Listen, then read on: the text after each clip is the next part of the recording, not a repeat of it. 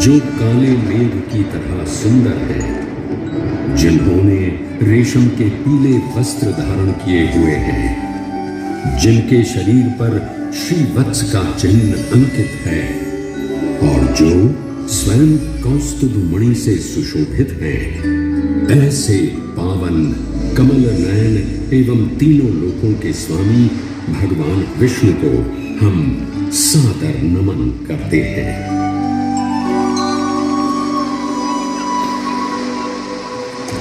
आस्था, दिव्यता, इतिहास एवं वास्तुकला का समन्वय हूं मैं। भगवान श्यामला जी को समर्पित पवित्र मंदिर हूं मैं। प्राचीन धर्म और अटूट भक्ति की कहानियां सुनाने मैं आज भी विद्यमान हूं। गुजरात के अरवल्ली जिले में प्राकृतिक सौंदर्य के बीच मेश्वा नदी के तट पर स्थित है मेरा ये विशाल प्रांगण, जिसके हृदय में वास करते हैं परब्रह्म भगवान विष्णु।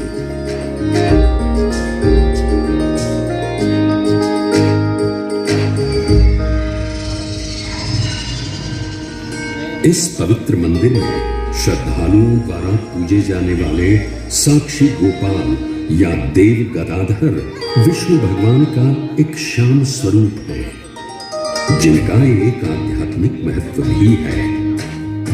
श्याम रंग भगवान की दिव्य प्रकृति, उत्कृष्टता एवं संसार की नकारात्मक ऊर्जा को स्वयं में समाने की क्षमता को दर्शाता है।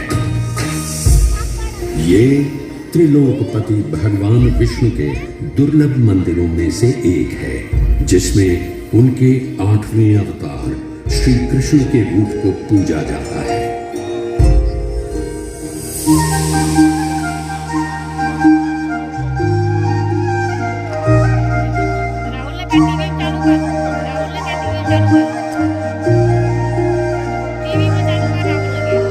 इस मंदिर में भगवान श्यामला जी या कहें श्री कृष्ण चरवाहे के रूप में दर्शाए गए हैं, जहां उनके साथ गौ माता की भी पूजा की जाती है।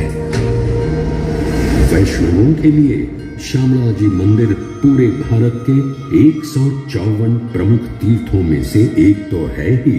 इसके अलावा गुजरात के 3 सर्वश्रेष्ठ मंदिरों में द्वारका और डाकोर के साथ शामळाजी मंदिर का नाम भी लिया जाता है।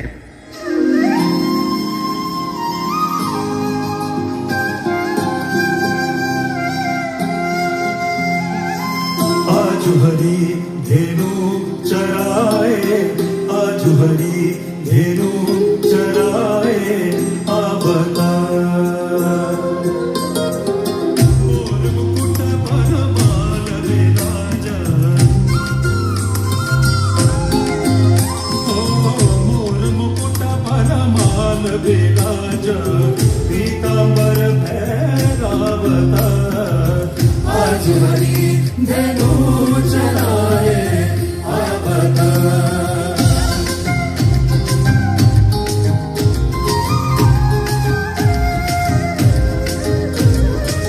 देखत नंद जसोदा रोहिणी,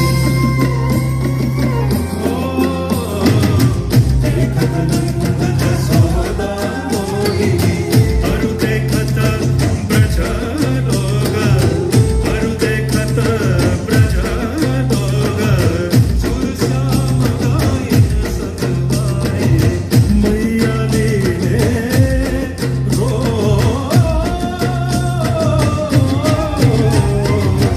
आज हरी धेनु चराए, आज हरी धेनु चराए, आज हरी धेनु चराए आवता।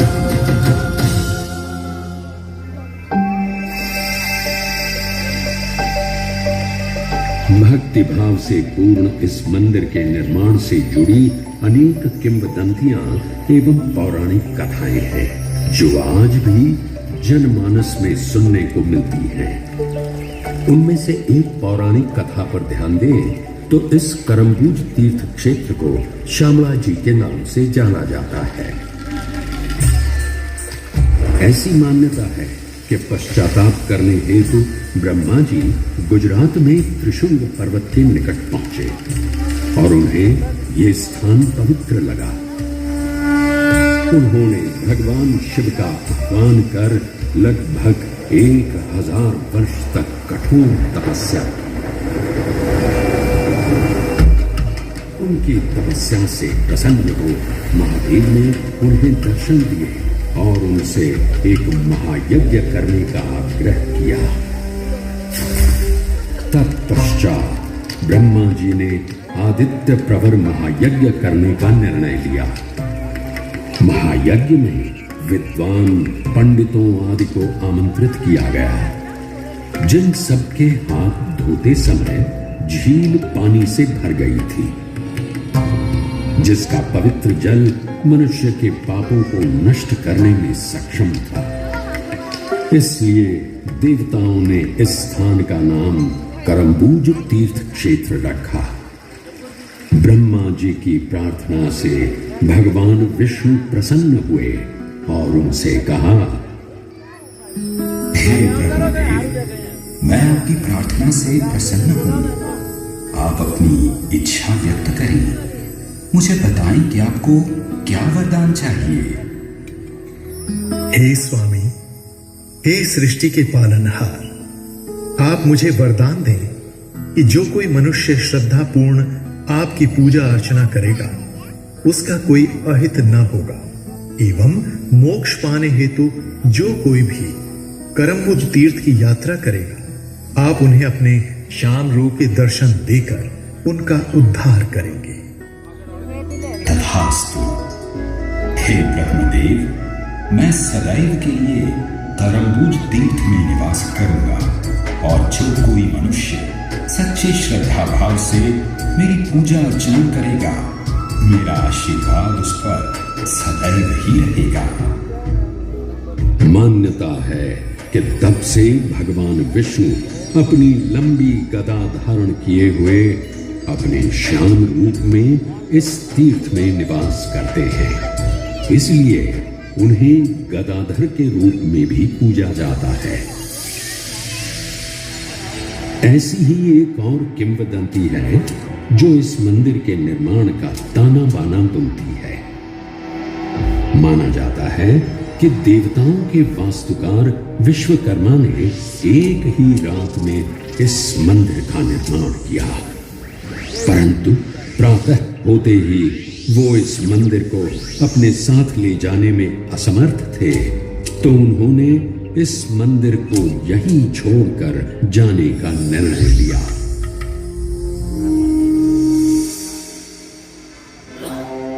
किंवदंतियों से अगर प्रामाणिक इतिहास की ओर चले तो इस कहानी के पन्नों की शुरुआत मौर्य राजवंश से होती है।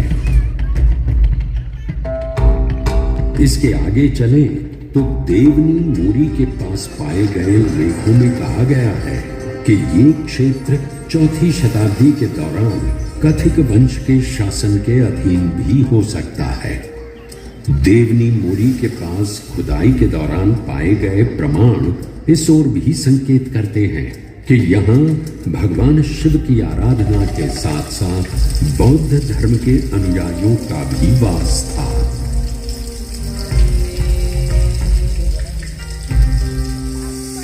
लगभग 5वीं शताब्दी के प्रारंभ में गुजरात में गुप्त काल का प्रारंभ हुआ।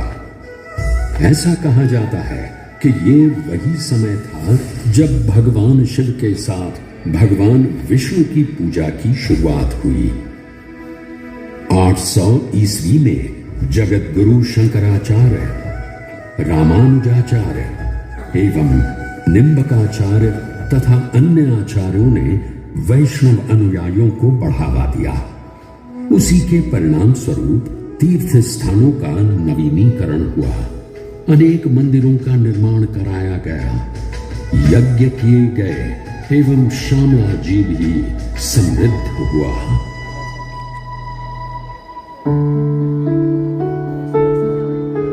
उन्हीं मंदिरों के निर्माण में मेश्वो नदी के तट पर हरिश्चंद्रनी चौरी मंदिर का विवरण भी मिलता है। 10वीं शताब्दी ईसा पूर्व में बने इस मंदिर की झलकियां आज भी देखने को मिलती हैं। इस मंदिर में एक आयताकार गर्भगृह के सामने एक बड़ा मंडप स्थापित है, जिसमें 2 समीपवर्ती दीर्घाएं हैं जो सभाओं या अनुष्ठानों के लिए स्थान सुझाती हैं। गर्भगृह की दीवारों पर कोई मूर्ति या नक्काशी अब नजर तो नहीं आती, लेकिन किंवदंतियों को माने तो यहाँ देवी मंगला की मूर्ति स्थापित हुआ करती थी। मंदिर का शिखर नागर शैली में निर्मित है। वर्तमान में मंदिर परिसर की दीवारें तो गिर चुकी हैं, लेकिन सजावटी प्रवेश द्वार यानी तोरण अब भी खड़ा दिखाई पड़ता है, जिसे गुजरात का सबसे पुराना तोरण माना जाता है। मान्यताओं के अनुसार राजा हरिश्चंद्र के विवाह स्थल के रूप में भी इस स्थान को जाना जाता है। हरिश्चंद्रनी चौरी नाम से प्रसिद्ध ये मंदिर प्राचीन भारतीय वास्तुकला के प्रमाण के रूप में सदियों से आज भी खड़ा है। समय बदला, दौर बदला। गुजरात में सोलंकी वंश के पतन के बाद एक बुरा दौर शुरू हुआ। तब धार्मिक कट्टरता के आधार पर विदेशी आक्रांताओं ने अनेक मंदिरों को नष्ट कर दिया। राजनीतिक अराजकता के उस दौर में ईडर शासकों ने लगभग 1520 ईस्वी में एक संधि द्वारा इस क्षेत्र को पुनः प्राप्त कर लिया।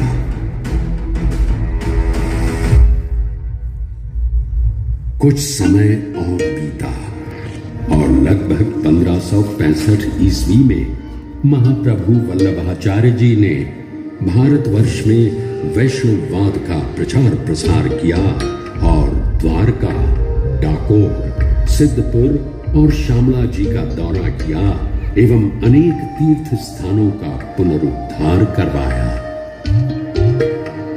महाप्रभु वल्लभाचार्य जी एक महान भक्ति दार्शनिक थे और उन्हीं के प्रभाव से तत्कालीन शासकों ने सनातन धर्म के प्रति उदारता दिखाई थी।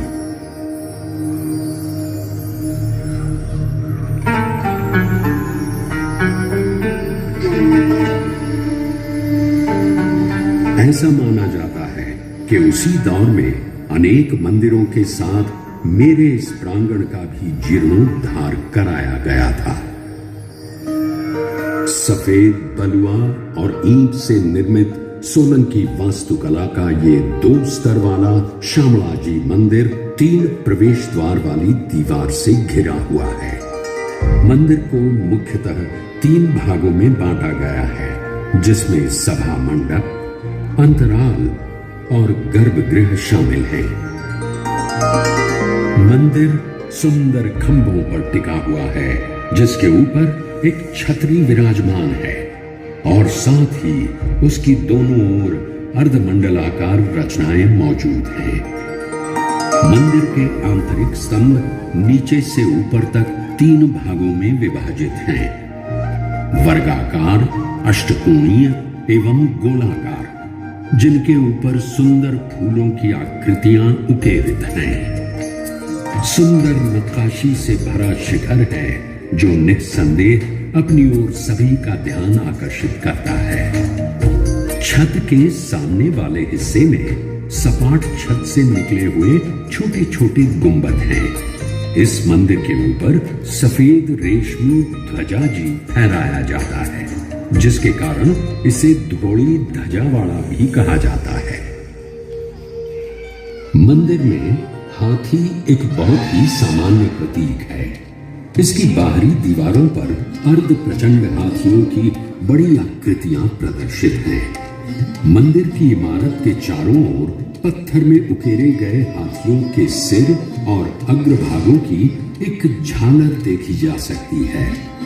इसके अलावा मंदिर की बाहरी दीवारों पर देवी देवताओं की छवियां, भौगोलिक चित्र, विभिन्न प्रकार के फूल, जानवरों और परनालों की आकृतियां देखने को मिलती हैं। देवराज इंद्र, वरुण, अग्नि, वायु, कुबेर, शिव एवं गणेश के साथ साथ मां इंद्राणी, चंद्रिका, सरस्वती आदि देवी देवताओं की नक्काशी के रूप में भी आकृतियां सुसज्जित हैं। इसके अलावा रामायण, महाभारत, श्रीमद् भगवद गीता और पुराणों के दृश्यों को बड़ी ही रचनात्मक शैली में चित्रित किया गया है।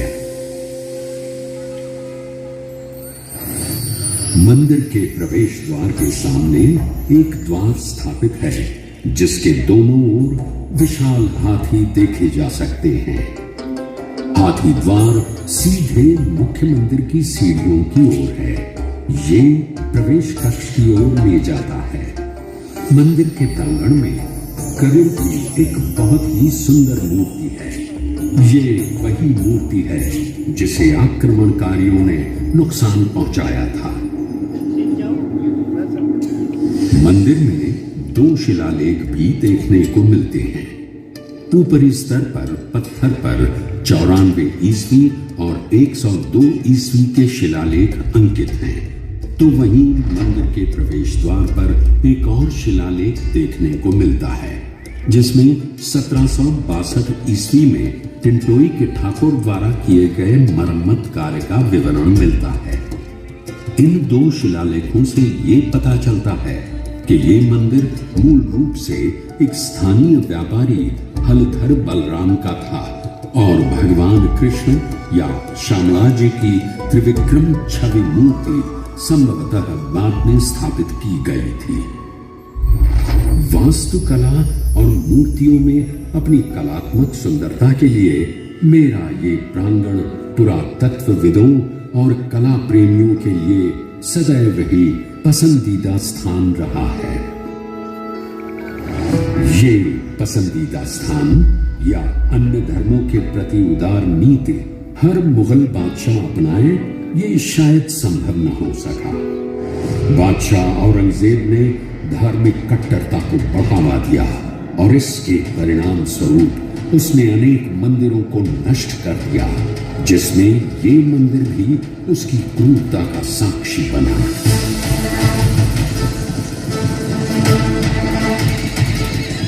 ईडर के महाराजा, ठाकुर और राजपूतों ने मुगल सेना का बहादुरी से सामना किया। परंतु वो जीत न पाए। अपने आत्मसम्मान की रक्षा अपने प्राणों से ज्यादा महत्वपूर्ण होती है। शायद यही बात अपने मन में लिए उन्होंने पुनः प्रयास किया और इस बार मुगल सेना को इस क्षेत्र से खदेड़ दिया।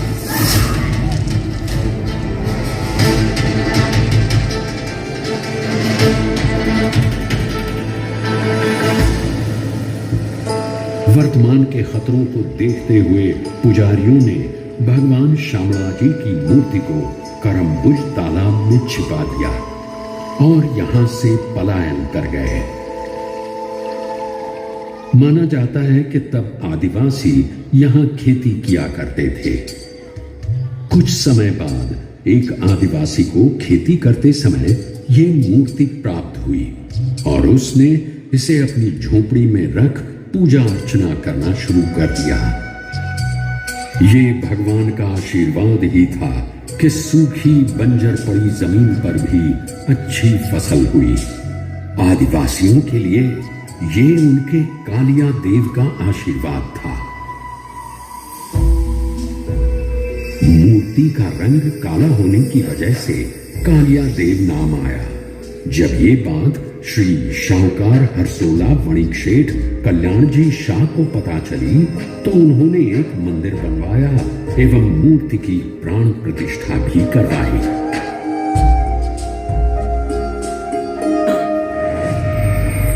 समय अब सनातन धर्म के लिए अनुकूल था। 18वीं शताब्दी में गुजरात में मराठाओं का शासन चल रहा था।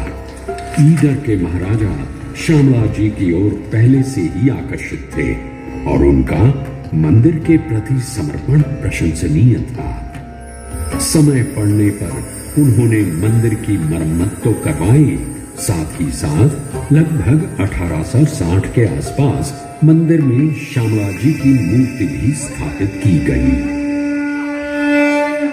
अब एक ऐसा दौर आया जिसने भारत का स्वर्णिम इतिहास ही बदल कर रख दिया। पूरा देश ब्रिटिश हुक्मरानों की गिरफ्त में था।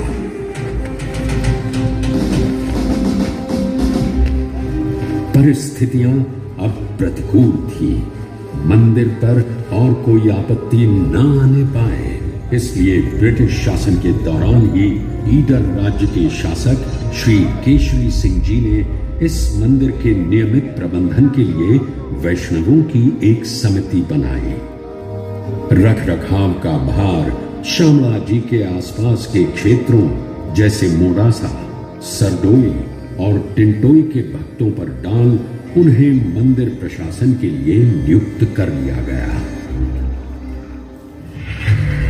समय सदा एक सा नहीं रहता, ये बात बिल्कुल सही है, क्योंकि अब अंग्रेजों का वक्त खत्म होने वाला था। सन 1947 में भारत आजाद हुआ और उसके लगभग 13 वर्षों बाद जन्म हुआ गुजरात राज्य का, जिसके अरवल्ली जिले में मैं यानी ये मंदिर स्थापित है।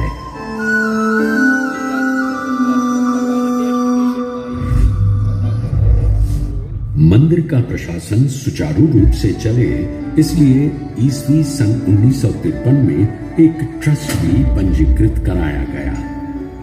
मंदिर के प्रति निष्ठा रखने वाले कई पुण्यात्माओं ने इस तीर्थ स्थान के सौंदर्यीकरण में अपना अविस्मरणीय योगदान दिया। उन्हीं में से श्री मफतलाल गगलभाई का नाम अग्रणी रूप से लिया जाता है। न केवल उन्होंने बल्कि उनके परिवार के सदस्यों ने भी मंदिर के प्रति अपनी आस्था रखी और श्यामला जी मंदिर का जीर्णोद्धार करवाया और इसे सुंदर मूर्तियों से सजाया।